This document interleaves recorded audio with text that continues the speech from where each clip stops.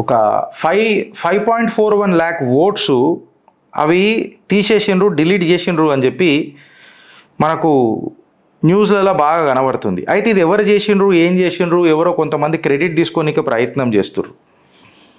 వీళ్ళు క్రెడిట్ తీసుకోనికే ప్రయత్నం చేస్తున్నారు కాబట్టి ఆ నిజాలు ఏదో బయట పెట్టాలన్న. పొన్నమ్మాయి నువ్వు లైన్లో ఉన్నావు, ఒక్క నిమిషం లైన్లో ఉండు. లైవ్లో నడుస్తున్నావు నువ్వు. ఇప్పుడు నేను స్పీకర్ ఆన్ చేసినప్పుడు మీకు చెప్తా. సో సుమారు 5.5 లక్షల ఓట్లు, 5.51 lakh ఓట్స్ ఈ తీసేయడానికి కారణము ఇలా నాయకులు కాదు. ఆ నాయకులు అని చెప్పుకొని తిరుగుతున్నారు కదా, వాళ్ళు అసలే కాదు. దీని వెనకాల జీవితాలు త్యాగం చేసి ఒక తపస్సులాగా దీన్ని ముంగటికి తీసుకుపోయిన కొంతమంది కార్యకర్తల కృషి బాగున్నది.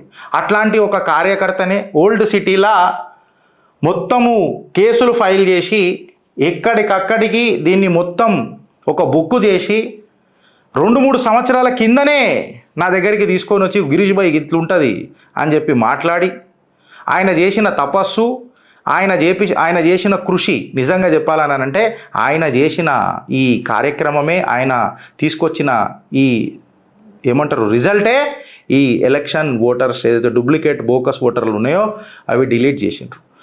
నేను షోకి రమ్మన్నా, అన్నా నేను జర టూర్లు ఉన్నా, నేను ఇప్పుడు షోకి రాలేను, ఫోన్లు అవైలబుల్ ఉంటా అని చెప్పిండు. ఆయన ఎవరో కాదు, మన భాగ్యనగర్కి చెందిన పొన్నం వెంకటరమణ. మీకు సుపరిచయమే. వెనకటికి యువమోర్చా నాయకులు ఉండే, ఇప్పుడు భారతీయ జనతా పార్టీలలో నిజంగా చెప్పాలంటే ఒక కట్టర్ కాషాయ కార్యకర్త. Election management or to that matter voter లిస్టులల్లా దిగ్గజం ఎట్లా, ఎక్కడ, ఎప్పుడు ఏమైతాయో ఎలక్షన్ కమిషనర్లను నిలదీసిన ఘనత పొన్న వెంకటరమణది.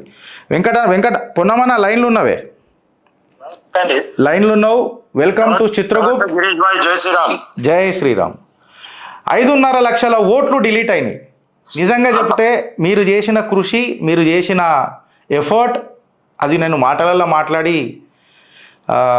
మీ కృషిని చిన్న చేయలేను. సో మీరే ఈ సబ్జెక్ట్ జనాలకు చెప్పుర్రు, మీరు లైన్లు ఉన్నారు. You can.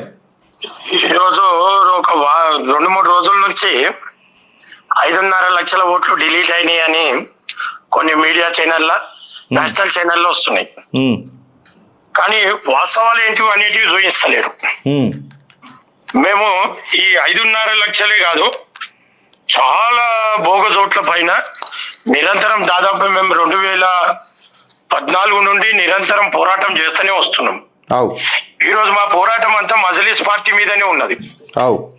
మజ్లిస్ పార్టీ ఏ విధంగా బోగస్ ఓట్లు ఎన్రోల్ చేస్తుంది, ఏ విధంగా బయటి ఓటర్లని పాత బస్సులో ఎన్రోల్ చేయిస్తుంది, హిందూ ఓట్లు ఏ విధంగా డిలీట్ చేయిస్తుంది, వాళ్ళ కదలికలు అన్ని గమనిస్తూ వాళ్ళ పైన మేము దండయాత్ర చేసే ప్రయత్నం చేస్తున్నాం. సక్సెస్ గిట్ అవుతున్నాం కొంతవరకు.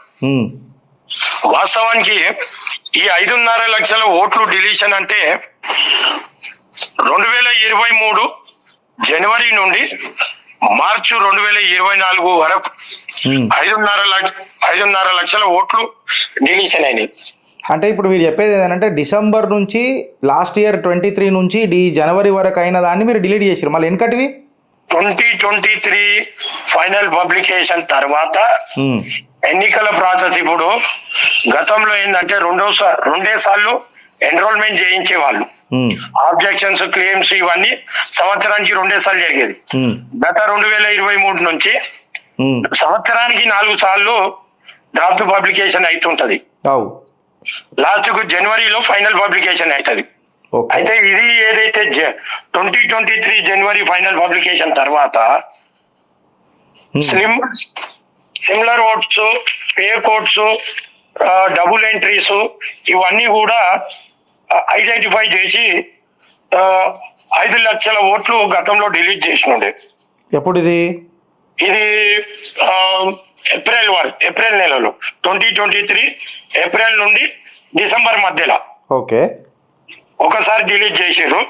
తర్వాత ఈ ఎమ్మెల్యే ఎలక్షన్ కి ముందు ఏమైందంటే పెద్ద మొత్తంలో ఓట్లు డిలీట్ అయినాయి హైదరాబాద్ పార్లమెంట్ లో.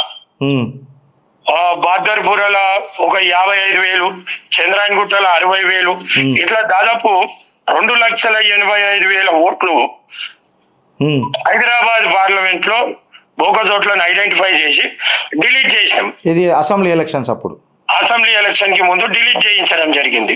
ఓకే. ఎప్పుడైతే ఇందులో మేము రోహింగ్యా ముస్లిం ఓట్లు ఇట్లా ఐడెంటిఫై చేసినాం. రోహింగ్యా ముస్లిం ఓట్స్ వెనకటికి మాసప్ ట్యాగ్ దగ్గర కేటీఆర్ బొమ్మలు వేసుకొని టీ షర్ట్లు వేసుకొని వీళ్ళు ఫుట్బాల్ మ్యాచ్లు కూడా చేసిరట పోయినా. అవునవును. అయితే వీళ్ళది 2018లో అప్పుడు కూడా డిలీషన్ చేయించినాం. డిలీషన్ చేసినాక లిస్టు మాకు ఇచ్చారు. ఆ రోహింగ్యా ముస్లింలు మళ్ళా ఎన్రోల్మెంట్ చేసుకోరు. ఎవరు చేస్తారంటావు ఇది? ఈ కుట్ర ఎవరిది ఉంటది అంటావు? మజ్లిస్ నాయకులది ఉంటవా లేకపోతే అధికారులది ఉంటదా? ఇది Hyderabad parliament law Majlis the ఒక వాళ్ళ పరిపాలన నడుస్తుంది. ఈ తెలంగాణ రాష్ట్రంలో ఏ ప్రభుత్వం ఏర్పడ్డా మజ్లిస్ పార్టీ హైదరాబాద్ పార్లమెంట్ లా వాళ్ళకి ఇది అప్పచెప్పేసారు. ఇక్కడ పరిపాలన వాళ్ళే నడుపుకుంటారు. ఏ అధికారి ఉండాలి, ఏ అధికారి పోవాలి, మళ్ళీ ఎన్ని ఓట్లు ఎంట్రీ కావాలి, ఎవరు ఓట్లు ఎంట్రీ కావాలి అనేది దిశానిర్దేశం మొత్తం మజ్లిస్ పార్టీ చేస్తుంది. అంటే దాంట్లో ఏ అధికార పార్టీ చేసుకోదు. ఇప్పుడు మన లెక్క ప్రకారము మ్యాథమెటిక్స్ క్యాల్కులేట్ చేసి చూస్తే ఇప్పుడు డిలీట్ అయిన 5.5 లక్షలు మొన్న అసెంబ్లీ ఎలక్షన్స్ లో జరిగిన 2,30,000 ఓట్లని మీరేమో అన్నారు. 2 లక్షలు వేసుకోర్రి మన క్యాల్కులేషన్. 2,38,000 ఓట్లు ఈ 5.5 లక్షలకు సంబంధించినయే. అచ్చా, కన్సాలిడేటెడ్ ఇది. ఆఫ్టర్ ఎమ్మెల్యే ఎలక్షన్ తర్వాత 17,864 ఓట్లు. ఆఫ్టర్ ఎమ్మెల్యే ఎలక్షన్ అయినాక 17,864 ఓట్లు మాత్రమే 15 అసెంబ్లీ నియోజకవర్గాలు మషీరాజ్, Secunderabad parliament, Hyderabad parliament, cantonment కలుపుకొని 15 అసెంబ్లీ నియోజకవర్గాలల్లా. ఇప్పుడు మీ దృష్టిలో పొన్నమన్నా నాకు తెలిసి మీరు ఈ సబ్జెక్ట్ లో ఆరితేరినోళ్ళు. ఇంట్లో ఇన్ఫాక్ట్ చెప్పాలని అంటే మీరు తీసుకొచ్చిన అంటే మీరు కృషి కూడా బాగానే చేసారు, నేనే పర్సనల్ సాక్షి దానికి. అయితే నేనేమంటున్నా అంటే ఇప్పుడు ఈ 5.5 లక్షల ఓట్లే ఉన్నాయి అంటారా లేకపోతే ఇంకా ఇవి ఎక్కువ ఉన్నాయా, ఇంకా ఎక్కువ చేసే పని ఉందా, ఎట్లా అని అంటారు? ఆల్మోస్ట్ అన్ని తొలగించిపోయినాయి అంటారా? అదే చెప్తున్నా. ఇప్పుడు ఎమ్మెల్యే ఎలక్షన్ తర్వాత డిలీట్ చేసిన ఓట్లు ఎన్ని అంటే 15 అసెంబ్లీలల్లా 17,000. ఈ 3,60,000 ఓట్లు గతంలో డిలీట్ చేశారు 15 అసెంబ్లీల ఎమ్మెల్యే ఎలక్షన్ కి ముందు. అందులో 2 లక్షల చిల్లర హైదరాబాద్ పార్లమెంట్ కి సంబంధించినవి, 3,80,000 చిల్లర హైదరాబాద్ పార్లమెంట్ కి సంబంధించినవి. ఈ డిలీషన్ అయినాక ఈ deletion Bharatiya Janata party election affairs committee ఆధ్వర్యంలో పరిషత్ శ్రీధర్ రెడ్డి గారి నాయకత్వంలో మేమందరం కలిసి పనిచేసి డిలీషన్ చేయించినాం. సూపర్. డిలీషన్ చేయించినాక వీళ్ళు ఏం చేశారంటే ఎంఐఎం పార్టీ గతంలో బీఆర్ఎస్ పార్టీ ఫుల్ ఫ్లెజ్ గా వాళ్ళకు ఫ్రీడమ్ ఇచ్చి బాదర్పూర్ అసెంబ్లీ నియోజకవర్గంలో 35,000 మంది కొత్త ఓట్లు ఎన్రోల్ చేయించుకోరు. ఇది ఎప్పటి వరకు చెప్పలేరంటే ఎప్పుడైతే నామినేషన్ ఫైనల్ డే వచ్చే వరకు కూడా ఎవరికి తెలియదు. అంతకు ముందు డ్రాఫ్ట్ పబ్లికేషన్ అయిందే మా అందరికి. ఎలక్షన్ కమిషన్ రెస్పాన్సిబిలిటీ కదా చెప్పాల్సింది. ఎలక్షన్ కమిషన్ మొత్తం మజ్లిస్ పార్టీ కంట్రోల్ ఉన్నది. ఇప్పుడు బిఎల్ఓ ఎవరు ఉండాలి మజ్లిస్ పార్టీ చెప్తుంది, బిఎల్ఓ సూపర్వైజర్ ఎవరు ఉండాలి మజ్లిస్ పార్టీ నియమిస్తుంది, మళ్ళీ ఏఈఆర్ఓ డిప్యూటీ కమిషనర్లు ఎవరు ఉండాలి మజ్లిస్ పార్టీ. ఎప్పుడైతే ఫైనల్ పబ్లికేషన్ వచ్చే కంటే ముందే బిఎల్ఓ నుంచి వస్తే డిప్యూటీ కమిషనర్ వారికి అందరినీ మార్చేస్తారు. ఒక చోట్ల ఎన్రోల్ చేసిన వాళ్ళని మార్చేసి కొత్త వాళ్ళని నియమిస్తారు. మళ్ళీ ఇప్పుడు ఎవరైనా నేను ఏమంటున్నా పొన్నమన్నా అంటే ఇప్పుడు ఇన్ఫాక్ట్ మీరు కూడా ఒక యువ నాయకులే, మీకు కూడా ఇంట్రెస్ట్ ఉండే, మీరు కూడా ఈ చేసిన కృషిలా ఎంతో మందికి నాయకులకు లబ్ధి చేరుతుంది. నేనేమంటున్నా అంటే ఇప్పుడు మీరు భావి తరానికి మీరు ఏం మెసేజ్ ఇస్తారు అని అంటే ఫర్ ఎగ్జాంపుల్ ఇప్పుడు ఎవరైనా నాయకులు కావాలని అనుకుంటారు, ఇప్పుడు మీకే ఇంత సబ్జెక్ట్ తెలిసి మీరే ఇంత కన్ఫ్యూజన్లో పనిచేస్తున్నారు, ఎందుకంటే మీకే వాళ్ళు డేటా ఇస్తలేరు. సో ఈ నెక్స్ట్ నాయకులకు మీరు ఎట్లా ఎంకరేజ్ చేస్తారు, ఎట్లా అప్రమత్తంగా ఉండాలని చెప్తారు? ఇప్పుడు మన నియోజకవర్గాలలో భారీ ఎత్తున ఓటర్ ఎన్రోల్మెంట్ అయినప్పుడు ఏ నాయకుడైనా ఆ సంబంధించినటువంటి అధికారి దగ్గరికి వెళ్ళి మీరు మీ వద్ద ఎన్ని ఫామ్స్ వచ్చినాయి, ఎన్ని ఫామ్ 6 వచ్చినాయి, ఎన్ని ఫామ్ 7 వచ్చినాయి, ఎన్ని ఫామ్ 8 వచ్చినాయి చూసే రైట్ ఉన్నది. మీరు అడిగితే చూపించాలి. 3 సంవత్సరాల వరకు ఆ డాటా వాళ్ళ దగ్గరనే ఉండాలి. ఎవరు వచ్చి అడిగినా గానీ బహిరంగంగా చూపించాలి. ఎప్పుడైతే ఫామ్ సప్లై చేసుకున్న వాళ్ళు ఏదైతే దరఖాస్తు పెట్టుకుంటారో వాళ్ళు పెట్టుకున్నటువంటి ఐడిని చూడాలి. ఐడి ప్రూఫ్ ముఖ్యంగా గిరీష్ గారు మీరు ఇది అందరికీ చెప్పాలి. ఇది ఐడి ప్రూఫ్ చూపించాలి. ఈ రోజు బాదర్పూర్లో 35,000 మంది ఓటర్ ఎన్రోల్మెంట్ లాక్డ్ ఏరియా, ఎటు చూడు లాక్ అయిపోయిన ఏరియా, ఎక్స్పాండ్ కాలేని పరిస్థితి. ఈ ఏరియాలో 35,000 ఓట్లు ఎన్రోల్ అయినప్పుడు ఎట్లా ఎన్రోల్ అవుతాయండి? కరెక్ట్. ఇవి ఎట్లా ఎన్రోల్ అయినాయి అంటే రాయచూర్, బీదర్, కర్ణాటక, గుల్బర్గా నుంచి ఆధార్ కార్డులు తెప్పించి పాత బస్తీ లైట్ బిల్లులు పెట్టి ఇక్కడ ఓటర్ల ఫోటోలు పెట్టి ఎన్రోల్ చేస్తారు. ఎన్రోల్ చేసినాక అధికారులను బెదిరించి ఎన్రోల్ చేసినాక అధికారులను ఎలక్షన్ కి ముందు ట్రాన్స్ఫర్ చేసేస్తారు. ఈ విధంగా ఎన్రోల్ చేసుకున్నటువంటి బోకస్ ఓట్లు ఇవి మేము గమనించినాం. ఇప్పుడు ఎలక్షన్ కోడ్ వచ్చేసింది, ఎలక్షన్ నోటిఫికేషన్ వచ్చింది, అదర్ నామినేషన్ అవుతుంది. ఇప్పుడు డిలీషన్ చేయలేని పరిస్థితి. కానీ ఈ టైంలో కూడా మేము మళ్ళీ ప్రయత్నం చేస్తున్నాం, ఏఎస్డి లిస్టులో పెట్టించే ప్రయత్నం చేస్తున్నాం. వెనకటికి 2018లోనో 2000 లాస్ట్ టైం మన అసెంబ్లీ ఎలక్షన్స్ లోనో పార్లమెంట్ ఎలక్షన్స్ లోనో సేమ్ ఇదే పరిస్థితి ఉండే కదా పొన్నమన్న. ఉంటే రిపబ్లిక్ ఛానల్ బహదూర్పురాకు సంబంధించి ఒక్కటే ఇంట్లో 250 ఓట్లు, అది కూడా మీరే డేటా అప్పుడు రిపబ్లిక్ ఛానల్ కి చెప్పినట్టు నాకు గుర్తుంది. ఎందుకంటే నేను కూడా ఉన్నప్పుడు మీ అంబడి రిపబ్లిక్ ఛానల్ కి డేటా కూడా మీ దగ్గర నుంచే సబ్మిట్ అయింది. సో ఆ రోజు మీరు ఇచ్చిండ్రు, రిపబ్లిక్ ఛానల్ దాన్ని పెద్దగా చేసింది. మీరే నాకు తెలిసి హైకోర్టులో ఒక పిల్లో ఒక కేసు వేసిన తర్వాత ఒక డైరెక్షన్ కూడా వచ్చింది. ఇవి ఎందుకు అని అంటే ఇప్పుడు ఎలక్షన్లు ఉన్నాయి, ఇప్పుడు మేము ఏం చేయలేము, నెక్స్ట్ టైం దీన్ని అన్ని మేము డిలీట్ చేస్తామని చెప్పి ఎలక్షన్ కమిషన్ ఆనాడు కోర్టుకు సమాధానం ఇచ్చింది. మళ్ళీ ఇది కంటెంప్టే కదా ఇప్పుడు కోర్టుకి, వీళ్ళు ఇట్లనే చేసుకుంటా పోతే అంటే కంటెంప్టే. కానీ ఇప్పుడు ఇంకొక విషయం ఏంటిదంటే గతంలో మీరు ఏదైతే చెప్పినట్టుగా గతంలో బాదర్పూర్ అసెంబ్లీ నియోజకవర్గంలో ఒక ఇంట్లో 100కు పైగా ఓట్లున్నాయి, ఐడెంటిఫై చేసింది నేనే. మళ్ళా చంద్రాయన్ గుట్టలో బొందలగడ్డల పైన ఓట్లు ఉన్నాయి చూపించింది నేనే. మళ్ళీ ఒకసారి బొందలగడ్డల మీద శివాలకు బొందలకు కూడా 600 ఓట్లు ఎన్రోల్ చేసిరు మజ్లిస్ పార్టీ జంగంపేట్ డివిజన్ లో బొందలగడ్డల. ఈ బొందలగడ్డల మీద ఉన్న ఓట్లు ఎవడు బొందలకు పెడుతున్నారు? వీళ్ళు బొందలగడ్డల మీద ఓట్లు ఎన్రోల్ చేసి బోకస్ పోలింగ్ కేంద్రాలు ఏర్పాటు చేశారు.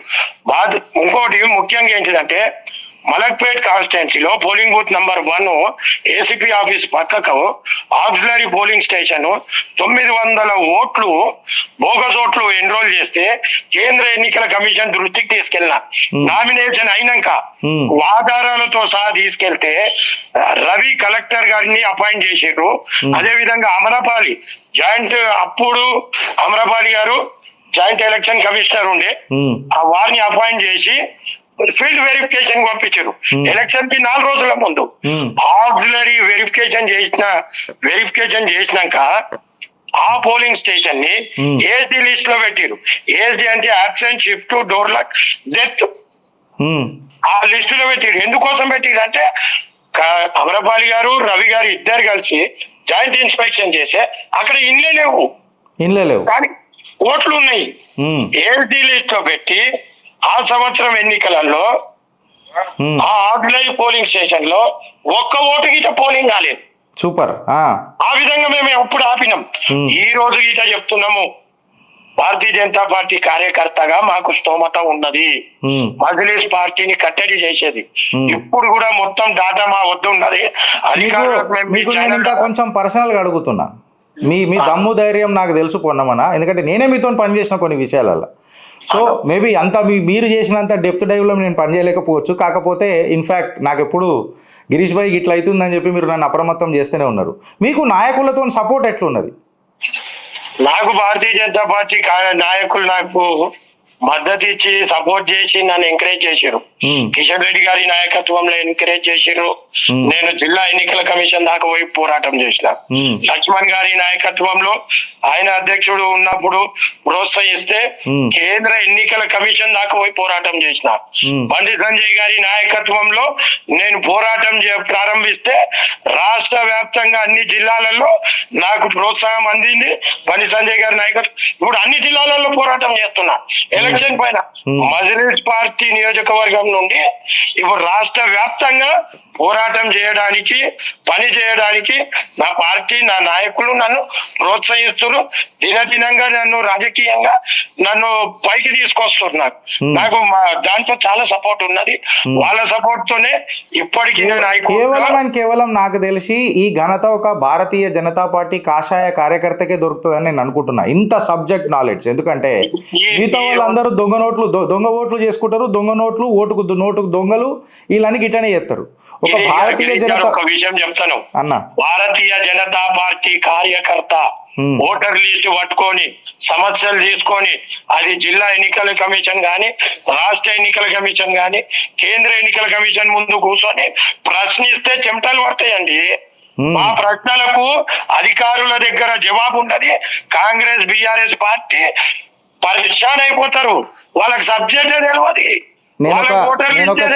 నేను ఒక చిన్న రిక్వెస్ట్ చెప్తున్నా పొన్నమన్న. మీరు ఇప్పుడు సిటీలో లేనన్నారు, అందుకే ఫోన్లో వస్తానన్నారు. సో నేను ఒక ఎక్స్క్లూజివ్ సెషన్ మన చిత్రగుప్తు చూస్తున్న మన మిత్రులకు, సోదరులకు, సోదరి మనులకు అందరికి ఒక మాట ఇస్తున్నా. ఇవాళ ఒకనాడు మీరు మా చిత్రగుప్తుకి రావాలి పొద్దున. ఈ సబ్జెక్ట్ మీద కంప్లీట్గా ఒకసారి చెప్పాలా, చెప్తే వాళ్ళకు జర ఒక క్లారిటీ వస్తుంది. భావి తరాల నాయకులకు కూడా మీరు ఒక ప్రోత్సాహం ఇచ్చినట్టు అవుతుంది. తప్పకుండా 100%. సో మీరు రాగానే నేను ఒక షెడ్యూల్ అరేంజ్ చేస్తా. మీది రాగానే ఒకసారి జర కూర్చొని వాళ్ళకి జర నేర్పితే ఇది ఒక నాయకత్వాన్ని మీరు ప్రోత్సహించిన వాళ్ళు అవుతారు. సో థ్యాంక్ యూ పొన్నమన్న, మీ ఇచ్చిన టైంకి థ్యాంక్ యూ. డీటెయిల్డ్ పాడ్కాస్ట్ అన్నా లేకపోతే ఒక డీటెయిల్డ్ డిబేట్ అన్నా దీని మీద మనం చేద్దాం. మీ టైం కోసం నేను వేచి చూస్తున్నా. ఈ షో అయిపోయినాక మీకు మళ్ళీ ఫోన్ చేస్తానే. Thank you. జై శ్రీరామ్. జై శ్రీరామ్. ఇది ఫ్రెండ్స్, ఓటర్ లిస్ట్ గురించి చెప్పినాం కదా. మేము ఏమన్నా తీసుకొని వస్తే ఇన్డెప్త్గా తీసుకొని వద్దాం. మొత్తం మీకు అర్థమయ్యేటట్టు కూర్చోవాలా. నాకు ఇప్పుడు ఈ కాల్ రికార్డింగ్లో మీకు ఎంత అర్థమైందో నాకు తెలియదు, కానీ వెనకటికి ఎన్రోల్మెంట్ కూడా ఎంత సింపుల్లో మనం ఆ రోజు పవన్ కుమార్ జేఎస్ఆర్ అని అంటాం. మనం కొల్లూరు పవన్ కుమార్ని కూడా తీసుకొని వచ్చి మనం మాట్లాడిపించినాం. నెక్స్ట్ ఇప్పుడు పొన్నం వెంకటరమణ కూడా తీసుకొని వచ్చి మీ ముంగటికి నేను మాట్లాడిపిస్తా. ఖచ్చితంగా నేను వెంకటరమణ అన్నని తీసుకొస్తా. ఈ ఓటర్ లిస్ట్లో ఏం అవకతవకలు జరుగుతున్నాయి, ఏం జరుగుతున్నాయి, కొంతమంది వీళ్ళ పేర్లు తీసుకొని వేరే క్రెడిట్ కొట్టనికే చూస్తారు. అట్లా కాదు క్రెడిట్. ఎవరి బాధ్యత వాళ్ళది, ఎవరి బాధ్యత వాళ్ళది, ఎవరి బాధ వాళ్ళదే. So this is Chitragupt for you, uncut, unedited.